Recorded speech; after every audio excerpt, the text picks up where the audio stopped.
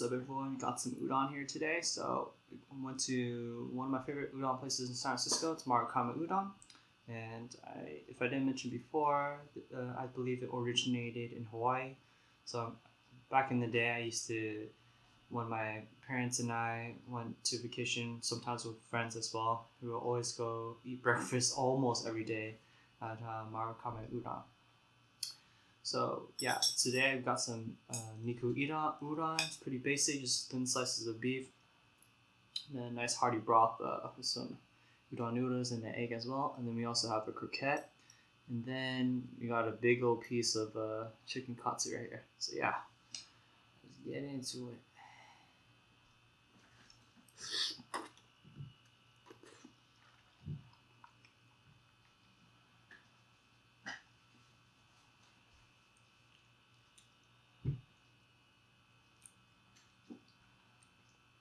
Definitely in my childhood, I was fortunate enough. My parents took me to Hawaii a couple times, and definitely having a vacation and traveling the world is a luxury that I will never take for granted. It's such a nice experience that many people can't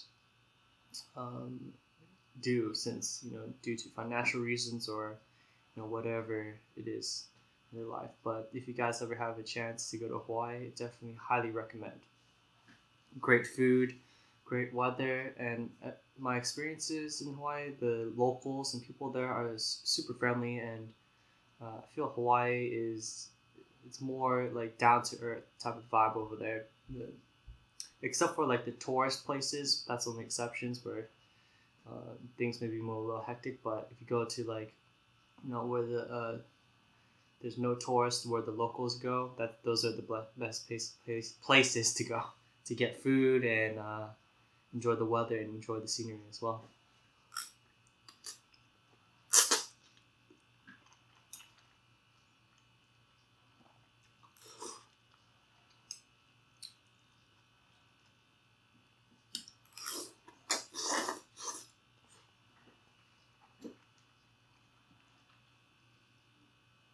Like, of course, in Hawaii, there's a huge Japanese population there, and Japanese food is super bomb there.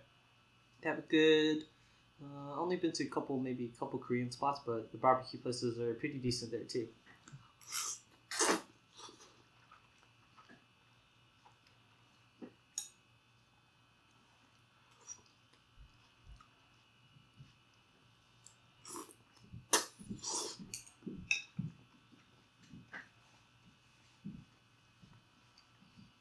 Mm. And among the things, if you're into water sports or stuff like that, you should definitely take a day or even a couple days doing those activities. So for the water sports, there's multiple ones with usually there's a person that drives a boat, and you have like a bunch of friends or whatever, and they bring you around and try to like shake you off like in the movie where there's a car chase, but you're holding on to something while the boat's going at a pretty fast speed, and it's super fun. So, but the more people that you have like on the platform they give you, the more fun it is. Especially, it's super hard for people to stay on who are on the sides. They have it the worst.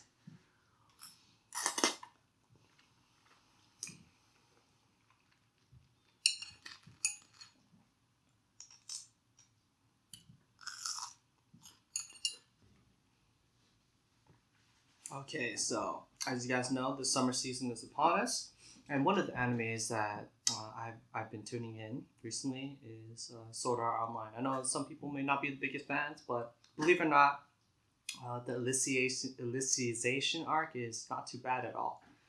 So today we'll be doing my thoughts and review on episode 1. So if you remember from last season, giving you guys a little recap, that Austin. Oh, excuse me, get a quick sip of water. Something went down the wrong pipe.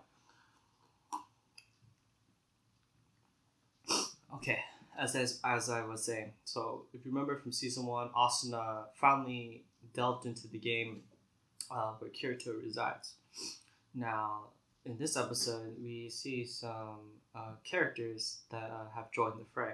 So Sinon has logged in as well, and she miraculously saves Asuna as she was about to be defeated. Well, not be defeated, but she was struggling against these other American players that have logged in.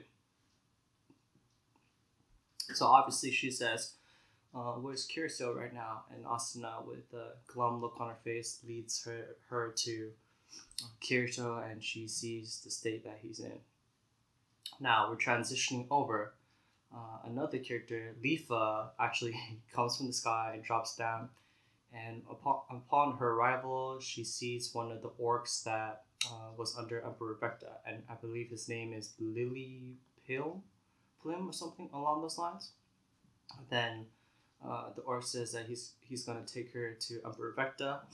And obviously that's the object of Lifa's goal, and everyone else is to get one step closer to Vecta and defeat him. So she willingly lets the orc wrap ropes around her wrists.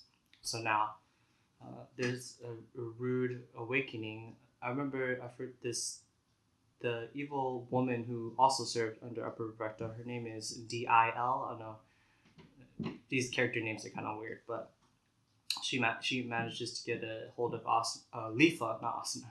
Lifa, and I know the Japanese have like a weird fascination with the idea of tentacles, and in a way it's kind of imposing some sexual act, but I'm not going to get into any further details about that. But yes, so Dil uses her powers, and she has like some tentacles that she uses, and sucks life force out of Lifa. Now, upon arriving, Lifa says that she doesn't really know what's going on in this world, and she holds back and saying that no, I'm not going to kill anyone until until I learn about the situation, what's going on.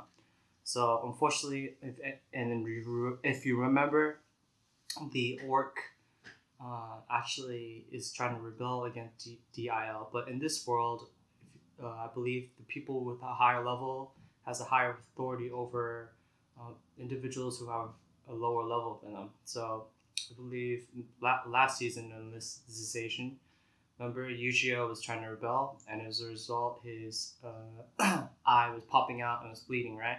So this same concept happened to this orc right here. So the orc actually managed to do a little damage and scratch Dil. And just about as she was about to, pretty much turn the orc into skewer meat, Lifa finally acts and easily defeats her opponent. I wish it was kind of dumb. She could have done it from the start, and she defeats her opponent in pretty much one blow with ease. Okay. Whew, let's get someone to eat. And then I believe this opening, I got confused with the singer. She sounded very reminiscent of Aimer, who's a very well-known Japanese musician in Japan as well, and their voices really resemble each other. But the person singing the opening for Sword Art Online, I believe her name is Riona, and I think the song is called Realize. It's a pretty cool song. And then, if you know, Lisa has been a big part of, a lot of anime openings, and I think she has, a good amount of songs in the Sword Art Online franchise, openings and endings as well, I believe.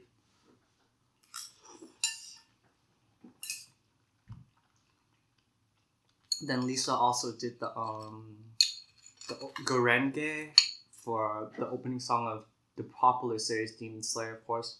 So like Lisa has done many songs for all these popular series for years. Okay, so we're switching back to Asuna. She's having a hard time fending off all these American NPCs since there's so many of them logging at one time, right? But obviously, one-on-one, she's superior in battle.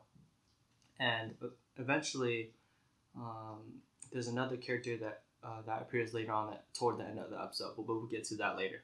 So it switches up to the captain of the, I forgot what the organization is called, but the captain is chasing after Emperor Vecta since he has attained Alice. Now, the captain has some techniques up his sleeve. He has like some type of time splitting sword technique, I believe it's called, and it has the power to slash the past of some sort. But unfortunately, Emperor Vecta is a cheat code within himself, right? He is able to stop the captain's sword technique, which should be impossible. But Emperor Vecta is supposed to be one of the strongest characters in the game. So Emperor Vecta has the ability to negate the incarnation from his enemies. So pretty much incarnation's the abilities that are special to each individual that use their sword technique of some sort. So toward the end of the episode, the captain says that he has one other technique up his sleeve, but at this point he is backed into a corner and even doesn't know even if this technique will work on him. And he's badly injured. So Emperor Vecta's sword has the ability to put his enemies into a state of unconsciousness for a moment at a time, but that split second gives enough time for Emperor Vecta to slash his enemies easily. So now the captain has lost his left arm, I believe. And then toward the end of the episode, while Asuna is struggling against all these American players, my boy Klein actually makes an appearance. So if you remember from the first season of Sword Art Online, Klein was one of the party members that teamed up with Kirito to defeat the game. So yeah, that's wrapping up season 2 of Sword Art Online Investigation World of the Underworld. I believe my Patreon video reaction will be out soon. Definitely be on the lookout for that. But besides that, thank you for watching. Hope you guys are doing well out there. Oh, and definitely check out my other channel. Check out the description below. All the details will be there. So yeah, thank you for watching. Peace.